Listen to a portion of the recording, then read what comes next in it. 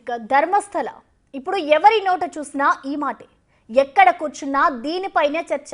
చెప్పాలంటే అందరినీ అంతలా ప్రభావితం చేస్తుంది ఈ కేసు. ప్రస్తుతం ధర్మస్థల సామూహిక ఖననాల కేసులో సంచలనాలు బయటపడుతున్నాయి.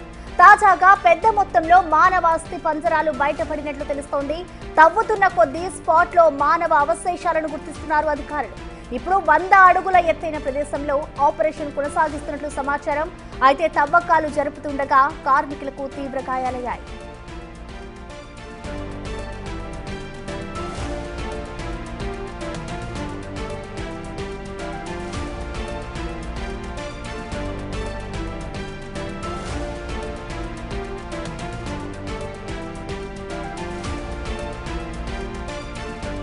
దీనికి సంబంధించిన పూర్తి డీటెయిల్స్ ని మా ఎగ్జిక్యూటివ్ ఎడిటర్ అశోక్ లైవ్ లో అందిస్తారు.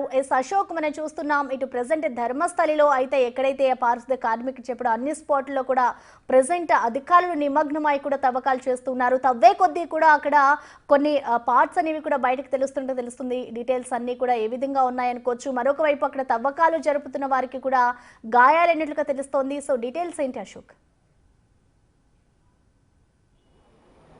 ఎస్, బిగ్ బ్రేకింగ్ ఇది.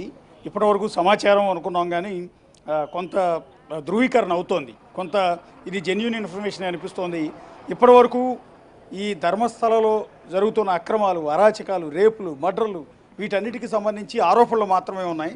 ఇప్పుడు క్లియర్గా ఎవిడెన్స్ దొరికింది అనేది మనకు లోపల నుంచి ఇన్ఫర్మేషన్ పక్కాగా తెలుస్తుంది. ఎవరైతే లోపలికి వెళ్ళి తవ్వుతున్నారో మృతదేహాల కోసం, సో అందులో 4 డెడ్ బాడీస్ని ఐడెంటిఫై చేసినట్టుగా ఇప్పటి వరకు ఒక క్లారిటీ అయితే పక్కాగా వస్తుంది. ఇంతకుముందు వరకు కేవలం ఏదో ఊహాగానాలు అనుకున్నాం కానీ మనకు అందుతున్న సోర్సెస్ ప్రకారం అయితే పక్కాగా 4 డెడ్ బాడీలు దొరికాయి. ఇంకా తవ్వకాలు కొనసాగుతూ ఉన్నాయి. పైనే వాస్తవానికి 100 అడుగుల లోతు వరకు తవ్వారన్నారు కానీ 100 అడుగుల లోతు అనేది ఇంపాసిబుల్. ఎందుకంటే ప్రొక్లైనర్ కూడా తీసుకెళ్లేదు. ప్రొక్లైనర్ కూడా రోడ్డు మీదే ఉంచి మనుషులు మాత్రమే తవ్వుతున్నారు అంటే దాదాపు 5-6 అడుగుల కన్నా కూడా తవ్వే అవకాశం లేదు. ఒకవేళ వాళ్ళు పూడ్చిపెట్టినా కూడా ఆ రోజుల్లో అది కూడా భయంగా రహస్యంగా తీసుకొచ్చి పూడ్చిపెడుతున్నారు. అక్కడ ప్రొక్లైనర్లు అలాంటివి తీసుకొచ్చి అన్నేళ్ల క్రితం ప్రొక్లైనర్లు పెద్ద ప్రొక్లైనర్లు ఉండేవి, చిన్న ఉండేవి కాదు. సో అలాంటి సమయంలో వాళ్ళు అంత పెద్ద ప్రొక్లైనర్ని తీసుకెళ్లి శవాలను పూడ్చిపెట్టే పరిస్థితి ఉండదు. 100 అడుగుల లోతున గొయ్యలు తీసే అవకాశం లేదు. మ్యాక్సిమం 5-6 అడుగుల కన్నా కూడా లోతు గొయ్యి తీసే అవకాశం అయితే లేదు. మనకు ఎదురుగా కనిపిస్తున్న ఈ స్పాట్లోని, అంటే లోపలికి వాస్తవానికి రోడ్డు పక్కకు కాదు, ఆ చెట్టు వెనక పైన ఇది కొండ మాదిరిగా కనిపిస్తోంది. ఈ అడవి లోపలికి వెళ్ళిన తర్వాత అక్కడ మృతదేహాలని పూడ్చిపెట్టినట్టుగా చెప్తున్నారు. విజిల్ బ్లోయర్ ఎవరైతే మొదటి నుంచి కూడా ఈ అలిగేషన్స్ చేస్తున్నారో, ఇక్కడ దారుణాలు జరుగుతున్నాయి, దురాఘాతాలు జరుగుతున్నాయి, అత్యాచారాలు జరుగుతున్నాయి, అమ్మాయిల్ని రేప్ చేసి క్రూరంగా పూడ్చిపెడుతున్నారని అలిగేషన్ చేసిన ఆ విజిల్ బ్లోయర్ ఎవరైతే ఉన్నారో ఆ మృతదేహాల్ని నా చేత పూడ్చిపెట్టేలా చేశారు, ఎందుకంటే అక్కడ శానిటరీ ఎంప్లాయీగా పనిచేసినందుకు అని చెప్పాడో ఆ బ్లోయర్ ఇచ్చిన ఇన్ఫర్మేషన్ అనేది పక్కా అని ధృవీకరణ అయ్యింది. వాస్తవానికి మీరు ఇక్కడ ఒకసారి చూస్తే ఇవాళ ఉదయం నుంచి కూడా నిన్న 9-10 లొకేషన్స్లో వాస్తవానికి తవ్వకాలు జరిపారు. ఆ 9-10 లొకేషన్స్ ఇదిగో మీకు ఇక్కడే ఉన్నాయి. ఆ గ్రీన్ పరదా కూడా తీసేశారు. మీకు ఏదైతే ట్రాన్స్ఫార్మర్ కనిపిస్తుందో ఆ ట్రాన్స్ఫార్మర్ కింది భాగం అంతా కూడా 9వ లొకేషన్ అండ్ 10వ లొకేషన్. ఈ 2 లొకేషన్స్ కూడా విజిల్ బ్లోయర్ చెప్పాడు సమాచారం. అతను చెప్పిన ప్రకారం మార్కింగ్ చేసి ఆ 2 లొకేషన్స్లో కూడా తవ్వారు. దాదాపు 10 అడుగుల వరకు గొయ్యి తవ్వారు. ఏమి దొరకకపోయేటప్పటికీ ఆ గొయ్యిని మళ్ళీ పూడ్చివేశారు. సో అంతా కూడా ప్లెయిన్గా మనకి ఇక్కడ కనిపిస్తుంది చూడండి. సో ఆ తర్వాత 11 ఈ పక్కన చూడండి మీరు. ఇవాళ ఉదయం గ్రీన్ కలర్ పరదా కప్పి 11వ లొకేషన్, 12వ లొకేషన్, ఈ 2 లొకేషన్స్ కూడా గ్రీన్ పట్ట అడ్డం పెట్టారు. అడ్డం పెట్టి అక్కడ తవ్వకాలు ప్రారంభించారు. ముందు మనుషులతో తవ్వకాలు ప్రారంభించారు. ఆ తర్వాత చిన్న ప్రొక్లైనర్ని తీసుకొచ్చారు. లంచ్ వరకు కూడా మధ్యాహ్నం సమయం వరకు ఇక్కడే తవ్వకాలు జరిపారు. అయితే మధ్యాహ్నం తర్వాత ఒక సర్ప్రైజ్ ఇన్ఫర్మేషన్ని ఆ విజిల్ బ్లోయర్ ఇవ్వటం జరిగింది.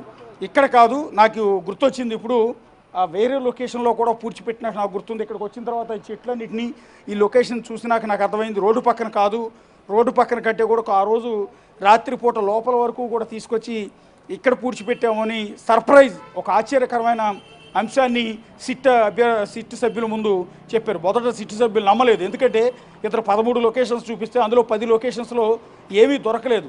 ఈ దొరకని నేపథ్యంలో మళ్ళీ ఇప్పుడు కొత్త లొకేషన్ అంటున్నాడు. అది ఎంతవరకు నమ్మాలి? ఇది మనతో గేమ్స్ ఆడుతున్నాడా? అసలు ఇతనికి మైండ్ ఉందా లేదా?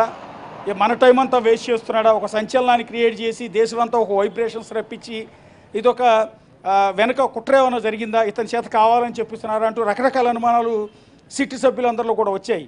కానీ వాళ్ళు ఈ సిట్కి చీఫ్గా వ్యవహరిస్తున్న ప్రణబ్ మొహంతికి ఈ సమాచారం ఇచ్చారు. ప్రణబ్ మొహంతి నుంచి కర్ణాటక హోంమంత్రికి సమాచారం ఇవ్వటం, అక్కడి నుంచి కర్ణాటక సీఎంఓ కార్యాలయానికి కూడా సమాచారం ఇచ్చిన నేపథ్యంలో సీఎం సిద్ధరామయ్యతో పాటు హోంమంత్రి అండ్ డిప్యూటీ సీఎం వీళ్ళందరూ కూడా స్పష్టమైన ఆదేశాలు, ఎవరైతే విజిల్ బ్లోయర్ ఉన్నాడో అతను ఎక్కడ చెప్తే అక్కడ తవ్వండి, ఎవరికి కూడా అనుమానాలకు ఆస్కారం ఇవ్వద్దు, పలానా చోట చెప్పినా కూడా తవ్వలేదు అన్న విషయాన్ని బయటకు వచ్చిన తర్వాత జనానికి తెలిస్తే మళ్ళీ మనం ఇప్పటివరకు పడిన కష్టమంతా కూడా వృధా ప్రయాసం అవుతుంది.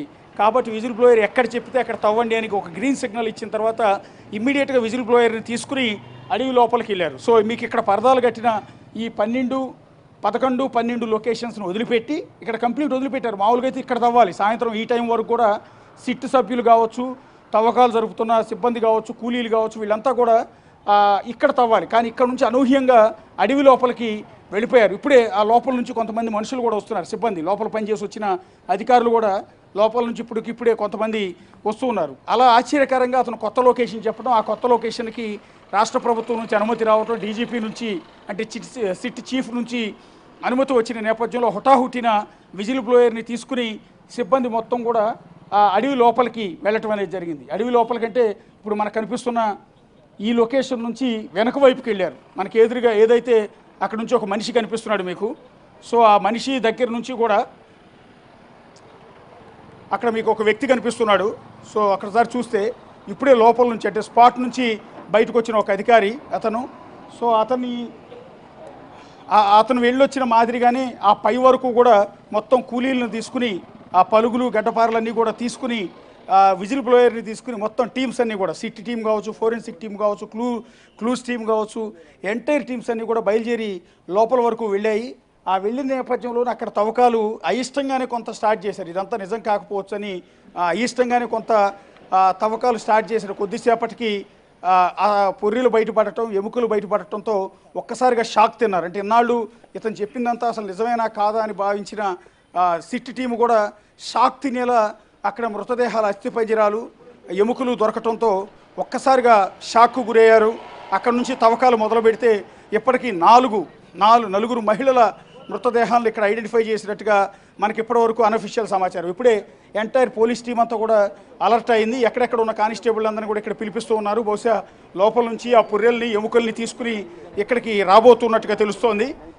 సో ఎందుకు 4 బాడీలు దొరికాయా లేదా అనేది ఎలా ధృవీకరించారన్న అనుమానం కూడా వచ్చే అవకాశం ఉంటుంది. ఎందుకు అంటే లోపలికి అంటే డెడ్ బాడీస్ సంబంధించి ఆనవాళ్ళు, అవశేషాలు అంటే ఎముకలు, పుర్రెలు దొరికిన తర్వాత వాటిని భద్రంగా తీసుకురావడానికి సాల్ట్ బస్తాలను అంటే ఉప్పు బస్తాలని రెండింటిని తీసుకెళ్లారు.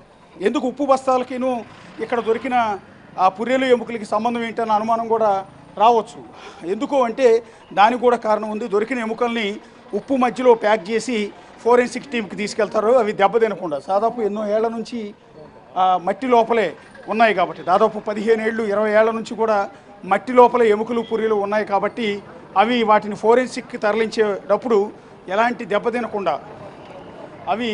దెబ్బతినకుండా ఉండేందుకు ఈ ఫోరెన్సిక్ సిబ్బంది ఈ విధంగా ఉప్పులో పెట్టి వాటిని తరలిస్తున్నట్టుగా మనకైతే కొంత సమాచారం. కొంతమంది ఫోరెన్సిక్ ఎక్స్పర్ట్స్తో మాట్లాడినప్పుడు ఉప్పు ఎక్కడ వినియోగిస్తారన్న అంశం మీద మనం డిస్కస్ చేసినప్పుడు వాళ్ళు చెప్పిన సమాచారం ఇలా చాలా ఏళ్ల క్రితం ఏదైనా ఒక కేసుకు సంబంధించి విచారణ జరుపుతున్న సందర్భంలో డెడ్ బాడీలు దొరికినప్పుడు కొన్నిసార్లు పోస్ట్ మార్టం కోసం కొన్ని ఏళ్ల తర్వాత కూడా డెడ్ బాడీని బయటికి తీసి మళ్ళీ అంత్యక్రియలు చేస్తూ ఉంటారు. మళ్ళీ అంత్యక్రియలు కాదు, ఫోరెన్సిక్ టీమ్స్ మొత్తం కూడా ఎంక్వైరీ చేస్తుంటారు కేసు దర్యాప్తులో భాగంగా. అలాంటి సందర్భాల్లో ఎముకలు చెక్కు చెదరకుండా ఉండేందుకు ఈ రకంగా ఉప్పులో పెట్టి వాటిని బయటికి తీస్తాము. అదే క్రమంలో ఇప్పుడు కూడా ఇది ఇంత సెన్సేషనల్ కేసు అయిన ఇక్కడ ఈ శవాలకు సంబంధించిన ఎముకలు, పుర్రెలు దొరికినప్పుడు వాటిని ఫోరెన్సిక్ విభాగానికి తరలించేటప్పుడు ఈ విధంగా ఉప్పులో ప్యాక్ చేసి వాటిని తీసుకెళ్తాం. అందుకోసం ఉప్పుని తెప్పించుంటారు అనేది ఇప్పటివరకు మనకు అందుతున్న సమాచారం. 2 బ్యాగులు నిండా అంటే దాదాపు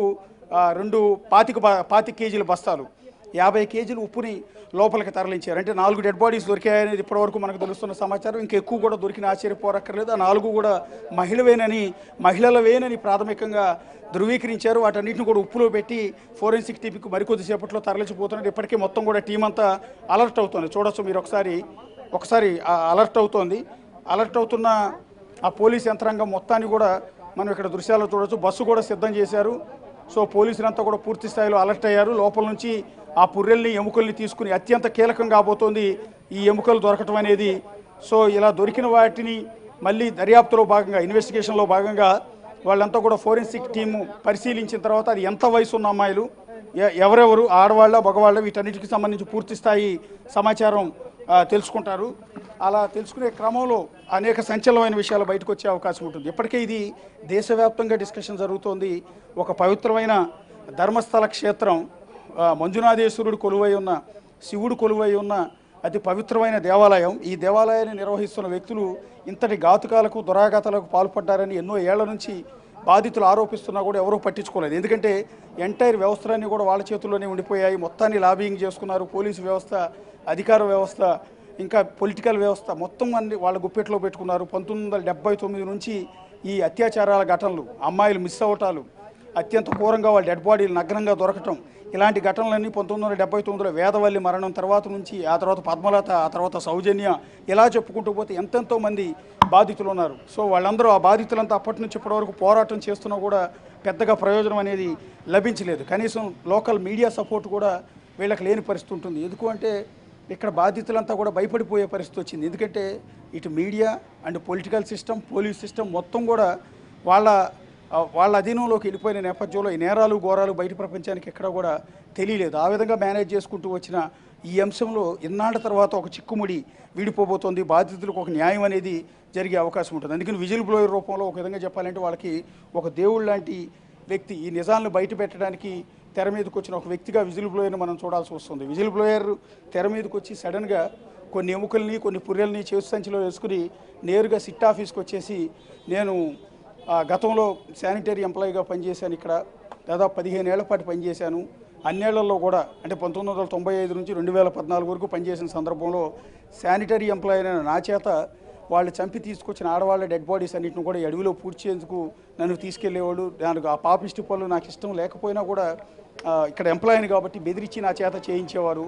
చివరికి నా బంధువుల అమ్మాయిని కూడా ఇదే విధంగా నగ్నంగా డెడ్ బాడీ తీసుకొచ్చి పూడ్చబోన్నారు. ఆ తర్వాత నాకు జీవితం మీద విరక్తి పుట్టింది. అందుకని నా ఫ్యామిలీని తీసుకుని నేను ఇక్కడ నుంచి ఒక రాత్రికి రాత్రే అబ్స్కాండింగ్ అయిపోయి వెళ్ళిపోయాను. ఆ తర్వాత ప్రాణభయంతో ఎక్కడెక్కడో బతికాను. సో ఈ బతుకుతుంటే ఇన్నాళ్ళకి నాకు మనశ్శాంతి అనేది లేదు, కనీసం నిద్ర కూడా పట్టడం లేదు. ఎందుకు ఈ జీవితం అనిపిస్తోంది. ఇలాంటి క్రమంలో ఇంతమంది శవాలను పూడ్చిపెట్టిన నేను ఈ నిజాన్ని బయటికి చెప్పకుండానే చచ్చిపోతానేమన్న భయంతో సిట్ ఆఫీస్ ముందుకు వస్తున్నాను. సో నేను చెప్పిన లొకేషన్స్ అన్నీ కూడా చూపిస్తాను. ఆ లొకేషన్స్లో కనుక మీరు తవ్వితే ఈ ఏదైతే ధర్మస్థల మంజునాథేశ్వర స్వామి ఆలయం నిర్వాహకులు ఎవరైతే ఉన్నారో వాళ్ళు చేసిన పాపాలన్నీ కూడా బయటకు వస్తాయి. ప్రధానంగా హెగ్డే ఫ్యామిలీకి సంబంధించి వాళ్ళు చేసిన దురాఘాతాలన్నీ కూడా బయటకు వస్తాయని అతను చెప్పినప్పుడు ఎవ్వరు కూడా నమ్మల, చాలా లైట్ తీసుకున్నారు. ఆ తర్వాత కాంగ్రెస్ సర్కార్, సిద్ధరామయ్య సర్కార్ దీని మీద విచారణకు ఆదేశించాలా లేదా, సిట్ నియమించాలా లేదా, అతను చెప్పినట్టు తవ్వాలా వద్దా, తవ్వితే ఎలాంటి పరిణామాలు ఉంటాయి, పొలిటికల్గా మనకేమైనా నష్టం కలుగుతుందా, దీన్ని బీజేపీ ఒకవేళ రేపొద్దున ఏమీ దొరకకపోతే బీజేపీ దీన్ని వెపన్గా వాడుకుంటుందా, అంటే హిందూ దేవాలయాల మీద దాడి చేశారు అని. సో ఈ కోణాలు అన్నీ ఆలోచించి దాదాపు ఒక 20 రోజుల తర్వాత కానీ సిట్ని నియమించడం జరిగింది. 9 ఐపీఎస్ల ఆధ్వర్యంలో ఈ సిట్ని నియమించడం, ఆ తర్వాత విజిల్ బ్లోయర్ అని చెప్తున్న ఆ వ్యక్తి ముఖం బయటికి తెలియకుండా అతనికి ముసుగులు కప్పి, మొత్తం నల్లటి ముసుగులు కప్పి ఆ స్పాట్లకు తీసుకొచ్చి ఆ స్పాట్లన్నింటినీ కూడా 3 రోజుల పాటు ఐడెంటిఫై చేశారు. అలా ఐడెంటిఫై చేసే క్రమంలో కూడా అతను 10 ఏళ్ల పాటు అజ్ఞాతంలో ఉన్నాడు. 10 ఏళ్ల పాటు అసలు ఇక్కడ లేడు ఈ ప్రాంతంలో. సో ఇలా లేని క్రమంలో అతను చెప్పేది నిజంగా గుర్తున్నాయా, నువ్వు నిజంగా పెట్టుండొచ్చు, కానీ నీకు 10 ఏళ్ల తర్వాత కూడా అన్నేళ్ల విషయం ఎక్కడ పూడ్చిపెట్టాను ఏంటనేది నీకు నిజంగా గుర్తుందా అనేది చాలా సీరియస్గానే ఆరా తీశారు. అతను కొన్ని రోజుల పాటు తమ అధీనంలో ఉంచుకుని అతను కోచింగ్ చేశారు. సో అప్పటికి ఇప్పటికీ చెట్లు బాగా పెరిగిపోయి ఉంటాయి. అప్పటికి ఇప్పటికీ డెవలప్మెంట్ యాక్టివిటీ పెరిగింది. అప్పుడున్న చిన్న రోడ్డు ఇప్పుడు పెద్ద రోడ్డు అయింది. అప్పుడున్న భవనాలు ఇప్పుడు పెద్ద భవనాలు అయ్యాయి. అప్పుడున్న చెట్లను కొన్ని కొట్టివేసి ఉంటారు. మరికొన్ని చెట్లు ఇక్కడ నిరంతరం వర్షపాతం ఉండటం వల్ల, ఎప్పుడు వర్షం కురుస్తూనే ఉండటం వల్ల కొన్ని చెట్లు విపరీతంగా పెరిగి ఉండొచ్చు. సో నువ్వు పూడ్చిపెట్టిన లొకేషన్స్ నీకు ఎలా గుర్తుంటాయి అని ప్రశ్నించిన సందర్భంలో, కాదు నేను చూపిస్తానని అతను దాదాపు 13 లొకేషన్స్ని చూపించాడు. ఆ 13 లొకేషన్స్లో భాగంగా ఇప్పటివరకు 10 లొకేషన్స్ని తవ్వారు. అందులో 6వ లొకేషన్లో ఒక డెడ్ బాడీ దొరికింది. సో దొరికింది డెడ్ బాడీ. సో ఇక మిగిలిన డెడ్ బాడీస్ అన్ని కూడా ఐడెంటిఫై అవుతాయనుకునే టైంలో ఒకే ఒక డెడ్ బాడీకి సంబంధించిన ఆనవాళ్ళు, పుర్రె ఎముకలు దొరికాయి. అది కూడా ఒక పురుషుడికి సంబంధించిన డెడ్ బాడీ మాత్రమే దొరికింది, అంటే అస్థిపంజరం దొరికింది. సో దానితో కేసు ఇన్వెస్టిగేషన్ ముందుకు సాగే అవకాశం లేదు. సరే, అతన్ని ఎవరు పూడ్చిపెట్టారో, ఆ చనిపోయింది ఎవరు ఏంటనేది తర్వాత ఆరాధిస్తారు, అది వేరే విషయం. ఇక్కడ పాయింట్ అంతా కూడా ఆడవాళ్ళని అత్యాచారం చేసి ఇక్కడ పూడ్చిపెట్టారు. 110 మందికి పైగా అమ్మాయిలు, అది కూడా 15 ఏళ్ల నుంచి 25 ఏళ్ల లోపు ఉన్న అమ్మాయిల్ని రేప్ చేసి చంపి తీసుకొచ్చి ఇక్కడ ఆనవాళ్ళు లేకుండా పూడ్చిపెట్టారు అనేది మెయిన్ అలిగేషన్. కానీ అక్కడ దొరికింది మేల్ అస్థిపంజరం. సో కేసు ముందుకెళ్ళే అవకాశం లేదు. ఆ తర్వాత అలా కాదని 7వ లొకేషన్, 8వ లొకేషన్, 9వ లొకేషన్, 10వ లొకేషన్, ఇలా అన్ని లొకేషన్స్లో కూడా తవ్వటం మొదలుపెట్టారు. ప్రొక్లైనర్ తీసుకొచ్చి తవ్వారు, కూలీని తీసుకొచ్చి తవ్వారు, ఐపీఎస్ల ఆధ్వర్యంలోనే ఉంచి దీన్ని తవ్వటం మొదలుపెట్టారు. కానీ ఎక్కడ కూడా ఎలాంటి ఐడెంటిఫై కాలేదు, ఎలాంటి ఎముకలు కూడా దొరకలేదు. సో ఒక విధంగా చెప్పాలంటే సిట్ టీం కూడా నీరసం వచ్చిన పరిస్థితి ఉంటుంది. ఇదంతా వృధా ప్రయాస తప్ప ఏమీ లేదు. ఇతను చెప్పిందంతా కూడా నిజం కాదు. ఇతను ఒక పిచ్చోడని ముద్ర కూడా వేశారు. బయటకు ప్రచారం కూడా జరిగింది. అతను మతి భ్రమించిన వ్యక్తి ఇలాంటి తప్పుడు పనులు చేయించాడు అనేది ఒక రకమైన ప్రచారం బయట జరిగింది. సో అవన్నీ కూడా పటాపంచీలు చేస్తూ అనూహ్యంగా 11వ లొకేషన్లో ఇవాళ తవ్వకాలు చేస్తున్న తరుణంలో సడన్గా ఆపిచ్చేసి, నాకు ఇప్పుడు గుర్తొచ్చింది, వేరే లొకేషన్ చూపిస్తాను, మీకు ఒక సర్ప్రైజ్ లొకేషన్ చూపిస్తాను, ఆ లొకేషన్లో మీరు తవ్వండి అని అతను చెప్పిన సమాచారంతో ప్రస్తుతం పోలీసులు హుటాహుటిని ఇక్కడ పనిచేస్తున్న సిబ్బంది మొత్తాన్ని కూడా లోపలికి తరలించి ఆ అడవి లోపల తవ్వకాలు జరిపితే చాలా సంచలనమైన రీతిలో ఒక షాకింగ్ గురయ్యేలా 4 డెడ్ బాడీస్కి సంబంధించిన ఆనవాళ్ళు, పుర్రెలు ఎముకలు దొరికాయి. సో వాటిని ఉప్పులో ప్యాక్ చేసి మరి కాసేపట్లో బయటికి తీసుకురాబోతున్నారు. సో ఇక్కడ ఒక ఉత్కంఠమైన వాతావరణం కనిపిస్తుంది. సో ఇక్కడ ఉన్న పబ్లిక్ మొత్తం కూడా గ్యాదర్ అయ్యారు. మీరు ఒకసారి చూడొచ్చు, ఎక్కడెక్కడ నుంచి వచ్చిన పబ్లిక్ అంతా కూడా వెరీ మచ్ ఇంట్రెస్టింగ్ దీని మీద అసలు ఏం జరుగుతోంది, ఇక్కడ ధర్మస్థల క్షేత్రం మీద చేస్తున్న అలిగేషన్స్ అనేది నిజమా కాదా, ఇవన్నీ తెలుసుకోవడం కోసం పబ్లిక్ అంతా కూడా పెద్ద ఎత్తున ఇక్కడ గ్యాదర్ అవుతున్నారు. ఇక్కడికి వచ్చి చూసే ప్రయత్నం చేస్తున్నారు.